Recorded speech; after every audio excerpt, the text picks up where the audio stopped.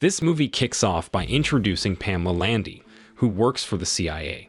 She's in a meeting with her bosses and coworkers, talking about a guy named Jason Bourne, a former CIA agent with memory problems. The CIA officials, Ezra Kramer, tells his people to keep hunting Jason, even though he's not guilty, because they think he might be a threat to national security.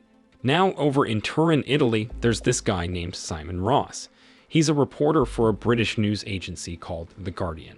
Simon meets a middle-aged guy named Daniels at a cafe to get some info about a case connected to Jason and this CIA thing called Blackbriar.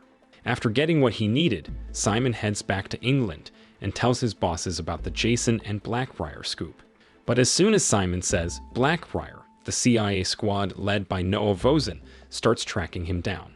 Noah tells his crew to spy on Simon and find out who leaked the CIA stuff to the reporter. A little while later, Jason, who's in England and traveling by train, reads a news story about himself written by Simon. So, he calls up the reporter and asks to meet at the train station. At the same time, Noah's team, who have been tapping Simon's phone, figures out that Simon's planning to meet Jason. So, Noah tells his team to take care of Simon. When Jason was at the meeting spot, he noticed that Simon was being followed by a bunch of secret agents. He got a hunch that the agents might have tapped Simon's phone, so he bought a new cell phone for Simon and discreetly slipped it into his pocket. This was to help Simon escape from those agents who were tailing him. Jason then called Simon on the new cell phone, which couldn't be tracked by Noah's team, and told him to follow the instructions for safety. At that moment, Jason advised Simon to blend into the crowd at the bus stop. This move made Noah's team suspicious of a guy in a blue hoodie who was using his cell phone. They thought he might be the one giving info to Simon. Jason's plan worked because he managed to outsmart the CIA team, making them think the guy in the blue hoodie, who had just boarded the bus, was the informant. Next, Jason met up with Simon and asked him about the source of the news he had written in the newspaper. Sadly, Simon insisted not to tell him and only mentioned that the Blackbriar operation was a secret continuation of the CIA's Treadstone mission. When Jason tried to press Simon for more, several CIA agents approached them. So, they decided to split up. One of the agents began tailing Simon, and Jason had to step in to prevent Simon from getting attacked by the CIA agent. Meanwhile, a surveillance camera in the room, tapped by Noah's team, captured Jason's presence. This made Noah extremely surprised and suspicious, leading him to believe that Jason might be the source of Simon's information. Noah decided it was time to eliminate Jason. After getting the command, the team with guns got ready on the rooftop of a building, targeting the reporter and Jason. Meanwhile, Simon was still in a building and started to get anxious because he sensed someone getting close. So, despite Jason's advice not to, he decided to leave the building. As soon as Simon stepped outside, a CIA sniper fired a shot that tragically killed a reporter with a headshot. Jason immediately emerged from his hiding spot, pushed through the crowd around Simon, and grabbed some of the reporter's notes before rushing after the sniper. Sadly, Jason couldn't locate the sniper, who had slipped onto a train. In Madrid, Spain, Daniels became worried when he saw the news on TV about Simon being mysteriously shot dead. He hurriedly packed his belongings, including important CIA documents, before deciding to leave his current location. Back at the CIA office, with Pamela's assistance, Noah managed to uncover that Daniels was indeed Simon's true source. Without delay, Noah instructed his team to arrest Daniels, who served as the CIA representative in Madrid. As for Jason, who had learned about Daniels from Simon's notes, he seemed to have visited Daniels' residence in search of information about his own past. Unfortunately, Jason found Daniels' house empty, but he did stumble upon a photo of two men who were recognized as CIA members. In that moment, Jason experienced a flash of his past as an agent involved in a Treadstone operation, connected to one of the middle-aged men in the photo. Recently, Noah's team arrived at Daniels' place only to find it empty. While they were inside, they noticed a shadow in one of the rooms, suspecting someone was behind it. Without much thought, they shot at the door and discovered that the shadow came from a small flashlight attached to a running fan. As they entered the room, they were taken by surprise when Jason attacked them. Noah, who was overseeing the operation, was left puzzled by what had just transpired. Meanwhile, Jason, who had incapacitated Noah's team, moved to the next room where he reunited with Nikki. They had met previously in Germany, when Jason was being pursued by the CIA. Jason asked Nikki for assistance in locating Daniels. She, having been a part of the CIA in Madrid with Daniels after the Trentstone operation was disbanded, informed him that Daniels had gone to Morocco. Without wasting time, Jason invited her to join him in pursuing Daniels. Simultaneously, Noah's team obtained information about Daniels' flight to Morocco from his passport usage data. Noah also dispatched an assassin named Desh Buksani to track down Daniels. Upon their arrival in Morocco, Nikki attempted to infiltrate the CIA system to gather information about Desh, who had been tasked with hunting down Daniels in the country. To locate Daniels, she devised a plan and asked Desh to meet her, pretending to be an agent sent by Noah. Before long, Desh went about his mission, with Jason discreetly following him. Back at the CIA office, Nikki's attempts to hack into their system were discovered, and because Noah knew she was assisting Jason, he ordered Desh to eliminate both her and Jason. Pamela disagreed with Noah's decision, especially since Nikki was an active CIA agent, but he remained determined to eliminate anyone aiding Jason in uncovering his past. Pamela ultimately decided to quit Noah's team due to her disappointment with her boss's choice.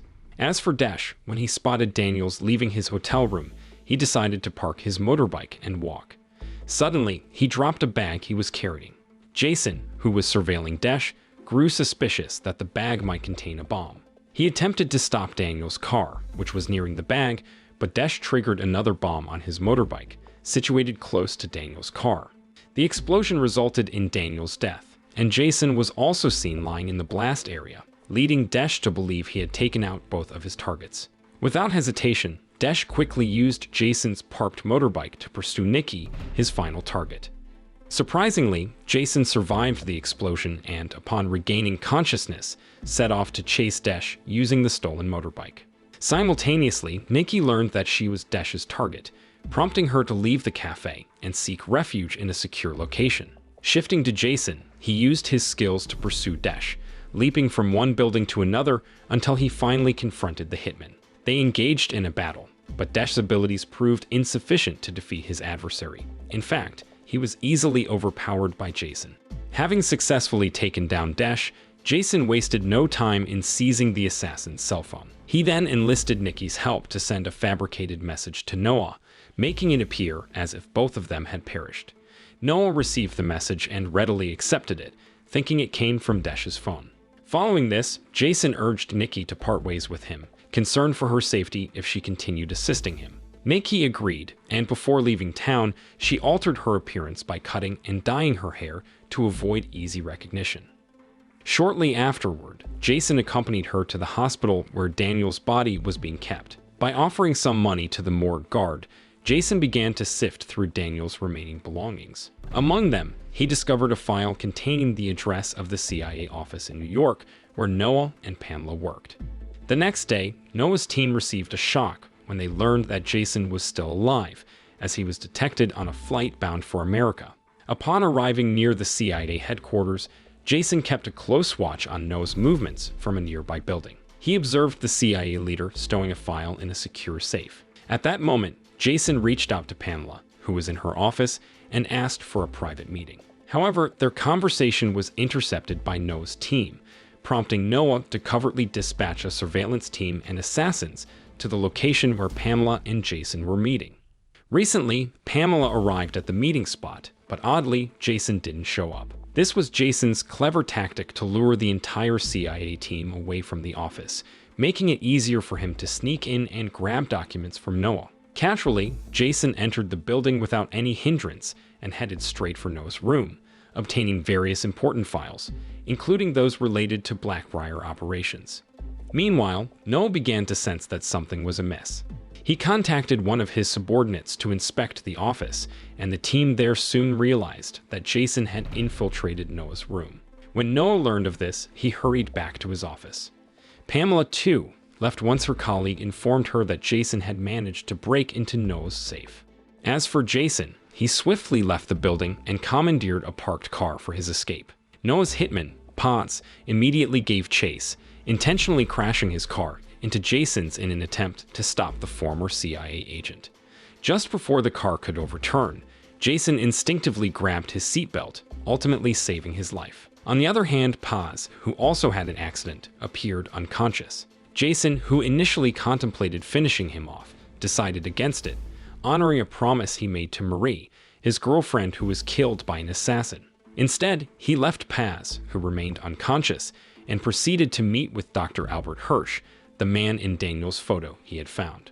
Upon reaching a hospital where Albert worked, Jason was taken aback to find Pamela waiting for him, claiming to be on his side. Without harboring any suspicions, Jason placed his trust in her and handed over the documents he had retrieved from Noah's safe, seeking her assistance to unveil the truth. Shortly after, Jason searched for Albert, while Noah's men, having spotted Pamela at the hospital, hastily pursued Jason, believing he was inside the building. Meanwhile, Pamela hurried back to the office, desperately searching for a fax machine to send all of Noah's incriminating documents that Jason had unearthed to the state court. Luckily, just as Noah caught up to her, she had managed to send off all the documents. She then urged her boss to quickly find a lawyer to defend in court. Now let's turn to Jason, who had arrived in a corridor. Suddenly, memories of his past flooded back to him, recalling his time as a CIA assassin agent in the Treadstone operation. Lost in thought about his flashback, he encountered Albert, who invited him into a room. Albert revealed that he had been the doctor treating Jason when he had joined the Treadstone operation. He explained that Jason had volunteered for the CIA mission under the alias David Webb. As Albert shared these details, Jason's memory gradually pieced together. Regrettably, their conversation was cut short when Noah's team arrived, prompting Jason to escape by leaping out of the room's window. Below, Paz awaited him, pointing his gun, but he hesitated to fire, knowing that Jason had spared his life after their earlier accident. On the other hand, Noah, also present, grew irritated by Paz's failure to eliminate Jason and ultimately chose to shoot the former Treadstone CIA operative, sending him plunging into the nearby lake. A few days later, after Pamela had sent all the files to the court, the crimes committed by Noah, Albert, and Ezra came to light. It turned out they had misused the Blackbriar operations to harm people for their own gain. As a result, they were arrested and faced trial by the authorities. Meanwhile, Jason was officially declared dead after the shooting and falling into the lake, but his body had not been recovered. Towards the end of the movie, there's a scene where Jason falls into the lake after being shot by Noah, and surprisingly, he seems to still be alive. The moral lesson we can take from this story is doing what's right and showing kindness can eventually lead to justice prevailing, as we saw with the exposure and downfall of the corrupt individuals in power.